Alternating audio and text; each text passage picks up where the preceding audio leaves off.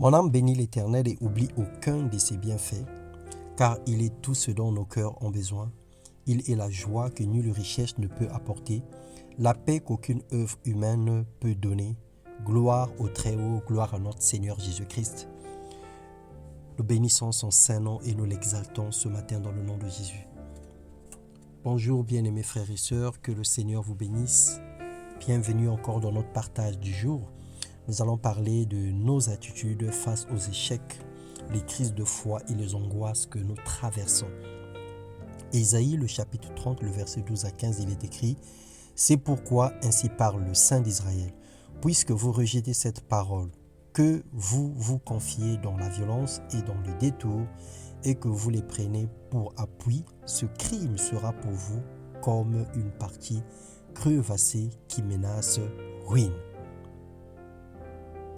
Car ainsi a parlé le Seigneur, l'Éternel, le Saint d'Israël, c'est dans la tranquillité et le repos que sera votre salut, c'est dans le calme et la confiance que sera votre force, mais vous ne l'avez pas voulu. Bien-aimés frères et sœurs, nul n'est à l'abri des échecs. Certains chrétiens se croient toujours à la hauteur de toute situation. Lorsque les choses dérivent, ils se lamentent, se morfondent, murmurent sans cesse, en remettant en cause la parole de Dieu, voire même se rétrograder ou s'éloigner de sa parole. Dans l'échec, nous devons nous remettre en cause, recenser nos erreurs, accepter la volonté de Dieu, puis prendre une attitude d'humilité pour se repentir ou chercher la face de Dieu. Nous échouons souvent lorsque nous n'écoutons pas Dieu ou lorsque nous sommes pressés d'accomplir des actions qui nous tiennent à cœur sans les soumettre au Père. Le Seigneur le permet aussi pour nous briser. Il permet certains échecs pour nous briser. Il permet de nous freiner pour ne pas que nous puissions aller trop vite. La Bible déclare dans Ésaïe 30, le verset 1 à 2, « Malheur, dit l'Éternel aux enfants rebelles, qui prennent des résolutions sans moi et qui font des alliances sans ma volonté pour accumuler péché sur péché. » Le sentiment d'échec paralyse, rend faible et nous donne l'impression d'être dans le fond du trou.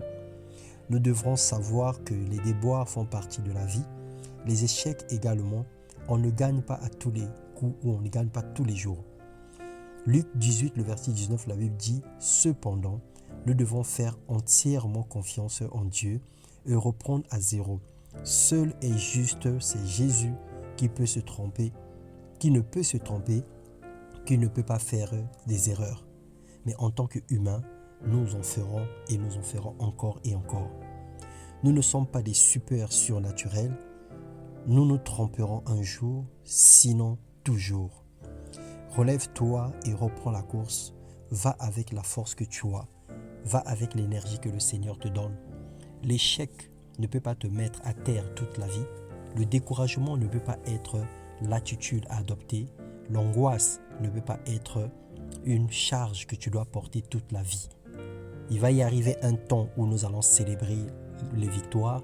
Il va y arriver un temps où nous allons passer des moments de réflexion parce que nous avons échoué, parce que nous sommes tombés, parce que nous sommes stagnés, nous sommes arrêtés quelque part, nous sommes trompés de chemin. L'attitude n'est pas de se suicider ou de se laisser aller dans l'amertume ou dans les lamentations, mais plutôt de reprendre la course, de revenir au point zéro. Lorsque nous nous trompons de chemin, nous devons revenir au point zéro.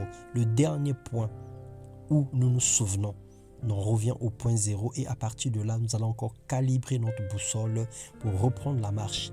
Parce que vaut mieux traîner pour arriver que de mourir au même endroit. Le Seigneur te tend la main. Le Seigneur te dit, relève-toi, confie-lui tes échecs, parle avec le Seigneur, discute avec lui, explique-lui ce que tu as besoin et lui, il t'expliquera ce que tu dois faire. Que le Seigneur vous bénisse, merveilleux vendredi à tous.